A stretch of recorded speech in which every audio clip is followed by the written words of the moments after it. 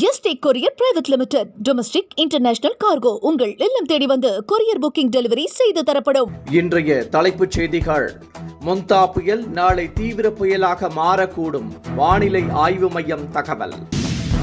மொந்தா புயல் தாக்கத்தின் எதிரொலி. சென்னை உள்ளிட்ட 20 மாவட்டங்களில் மழை வெளுத்து வாங்கும் என வானிலை ஆய்வு மையம் கணிப்பு. தமிழகம் உள்ளிட்ட 12 மாநிலங்களில் 2ஆம் கட்டமாக வாக்காளர் பட்டியல் சிறப்பு திருத்தம் மேற்கொள்ளப்படும், தேர்தல் ஆணையம் அறிவிப்பு. இன்று நள்ளிரவு முதல் முந்தைய வாக்காளர் பட்டியல் முடக்கப்படும் என்றும் தகவல். நடிக்கும் போது வாழ்வதற்கு நோட்டை கொடுப்போம், நடிப்பை நிறுத்திவிட்டால் ஆள்வதற்கு நாட்டை கொடுப்போம் என்ற போக்கு மிகவும் கொடுமையானது என சீமான் வேதனை. அரசியல் படித்து தெளிவு பெற வலியுறுத்தல். தமிழகத்தில் மீண்டும் திமுக ஆட்சி அமையும், சிரித்தபடி பதிலளித்த OPS. இனி விரிவான செய்திகள். வங்கக்கடலில் உருவாகியுள்ள மொந்தா புயல் நாளை தீவிர புயலாக மாறக்கூடும் என வானிலை ஆய்வு மையம் தெரிவித்துள்ளது. மணிக்கு 8 கிலோமீட்டர் வேகத்தில் நகர்ந்த புயல் தற்போது 17 கிலோமீட்டர் வேகத்தில் ஆந்திராவை நோக்கி சென்று கொண்டிருக்கிறது. காக்கிநாடா அருகே நாளை மாலை அல்லது இரவு கரையை கடக்கக்கூடும் என தெரிவிக்கப்பட்டுள்ளது. ஆந்திரா, ஒடிசா ஆகிய மாநிலங்களில் கனமழை பெய்யக்கூடும் என்றும் தெரிவிக்கப்பட்டுள்ளது. மொந்தா புயலின் எதிரொலியாக சென்னை, செங்கல்பட்டு, கடலூர், கோவை, திண்டுக்கல், காஞ்சிபுரம், கன்னியாகுமரி, மதுரை, ராணிப்பேட்டை, தென்காசி உள்ளிட்ட 20 மாவட்டங்களில் மழைக்கு வாய்ப்புள்ளதாக தெரிவிக்கப்பட்டுள்ளது. சென்னை உள்ளிட்ட வட மாவட்டங்களில் இன்று கனமழை பெய்யக்கூடும் என்றும் கணிக்கப்பட்டுள்ளது. தமிழகம், புதுச்சேரி, கேரளா, குஜராத் உள்ளிட்ட 12 மாநிலங்களில் 2ஆம் கட்டமாக தேர்தல் பட்டியலுக்காக வாக்காளர் பட்டியல் சிறப்பு திருத்தம் மேற்கொள்ளப்படும் என தேர்தல் ஆணையம் தெரிவித்துள்ளது. இதனையடுத்து இன்று நள்ளிரவு 12 மணி முதல் முந்தைய வாக்காளர் பட்டியல் முடக்கப்பட்டு வாக்காளர்களுக்கு எனுமரேஷன் ஃபார்ம் வழங்கப்படும் என்றும் அறிவிக்கப்பட்டுள்ளது. அதில் உள்ள விவரங்கள் 2003இல் வாக்காளர் பட்டியலோடு ஒத்துப்போனால் மேற்கொண்டு ஆவணங்களை சரிபார்க்க தேவையில்லை என்றும் தேர்தல் ஆணையம் தெரிவித்துள்ளது.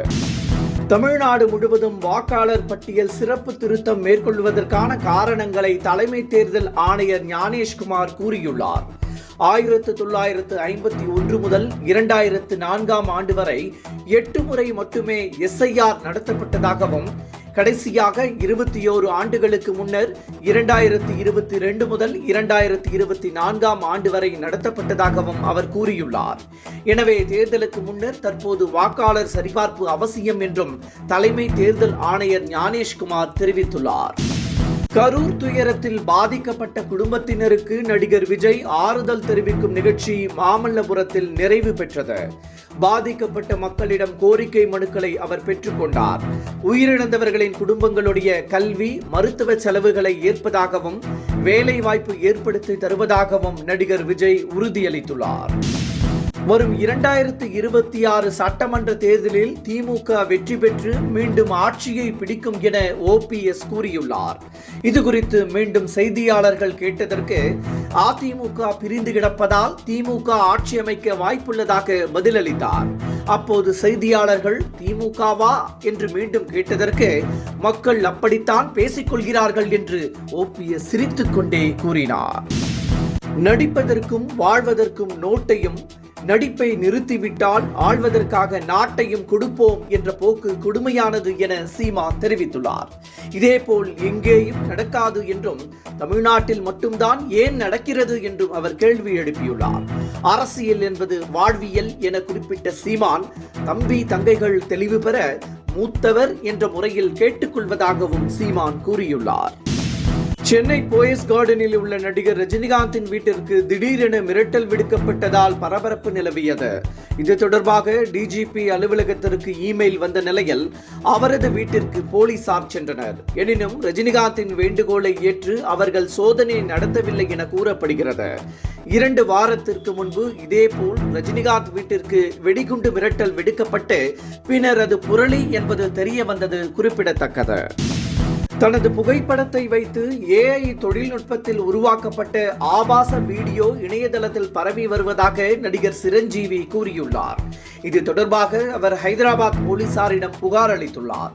உடனடியாக இதனை நீக்க நடவடிக்கை எடுக்க வேண்டும் என்றும், வீடியோவை வெளியிட்டவர்கள் மீது கடும் நடவடிக்கை எடுக்க வேண்டும் என்றும் சிரஞ்சீவி கேட்டுக்கொண்டுள்ளார்.